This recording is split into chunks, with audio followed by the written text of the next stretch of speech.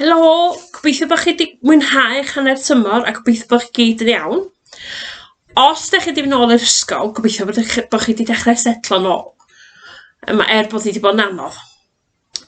Reit, dedwch wrtha i wan, pwy na chi sy'n byw ar fferm? Neu, mae'n siŵr bod chi'n nabod rhywun sy'n byw ar fferm. Dwi'n nabod rhai yn ysgol Sul Tegid sy'n byw ar fferm.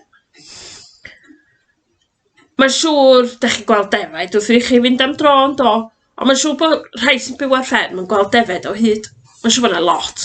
Dedwch wrtha i rhai yna chi faint. Mae'n siŵr bod gennych chi lot. Gormod falle. Mae'n debygol iawn bod yna lot ar y fferm yn does. Ond ydych chi rioed i colli un? Dyna di'r stori heddiw. Ddafad sydd wedi mynd ar goll.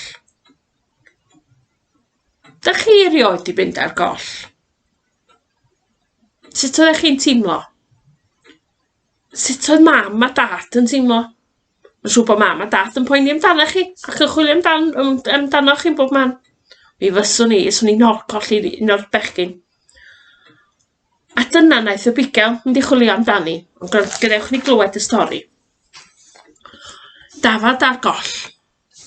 Bob man y byddai Iesu mynd, be fyddai cannoedd o bobl yn ei ddilyn.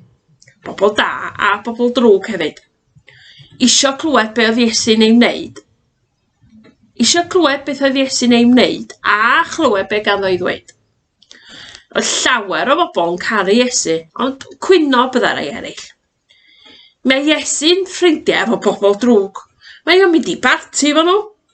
Dydy hyn ddim yn iawn. Felly dywedodd Iesu'r stori yma.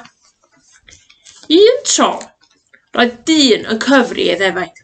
Oedd ganddo 100 o ddefaid. Felly oedd wrthi am amser hir.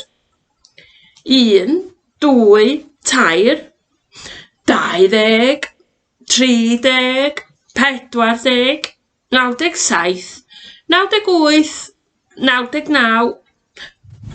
Ble roedd rhif 100? Roedd rhif 100 ar goll. Ond roedd ganddo 99 o ddefaid ar ôl o hyd. Felly oedd o'n poeni fod un ar goll. Wel wrth gwrs i fod o. Aeth y ffermwr allan ar unwaith i chwilio amdani. Chwilio a gwrando. Gwrando a chwilio. Roedd am ddal i chwilio nes dod o hyd i'r ddafad oedd ar goll. O'r diwedd, dyma fe glywodd sŵn gwan y ddafad yn dod o bell. Aeth ar ôl y sŵn, a dyna lle oedd i ddafad. Gafaelodd yn dyn yna chododd hi ac ar ei ysgwydd ei chario'r holl ffordd adre. Pan ddaeth at y tŷ, rhithrodd i mewn i ddweud wrth ei wraig a'i blant. Ddosio hyd iddi, mae'r ddafad yn ddiogel. Dyma hi. Yna, brysiodd i ddweud wrth y bobl drws nesa. Ddosio hyd iddi, mae'r ddafad yn ddiogel. Dyma hi. Dewch draw i tŷ ni i gael parti.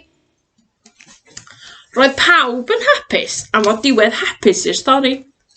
Yna, trodd Iesu at bobl oedd yn gwyno. Pan fyddwch chi'n colli dafad, ydych chi ddim yn hapus pan fyddwch chi'n dod o hyd iddi? Pan mae rhywun sy'n mewn trwbl yn dod nôl at Duw, mae Duw yn hapus hefyd. Dydy o ddim am ei neb yn dar goll. Dywedodd Iesu fwy am ddefaid ac am figel sy'n gofalu amdanyn nhw. Mae bigel da yn adnabod bob un o'i ddefaid, ac mae'r defaid yn adnabod y bigel. Mae'r defaid yn dilyn y bigel, ond yn rhedeg i ffwrdd wrth bobl diarth.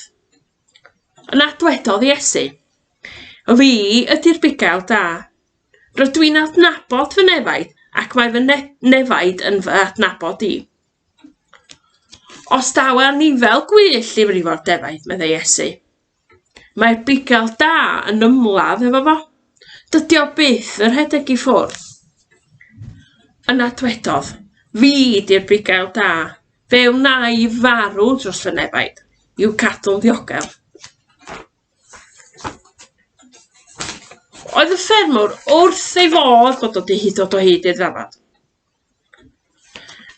Oedd y ddafad yn bwysig iddo fo. Bod gen fo 99 o ddefaid eraill, doedd y praidd ddim yn gyfa heb y ddafad ola. A dyna sut mae Duw yn teimlo amdano ni. Bod ni'n mynd ar goll weithiau, neu troi cefn ar Dduw, neu gwneud pethau drwg, mae Duw yn caru bob un ohono ni. A da ni'n bwysig iddo fo.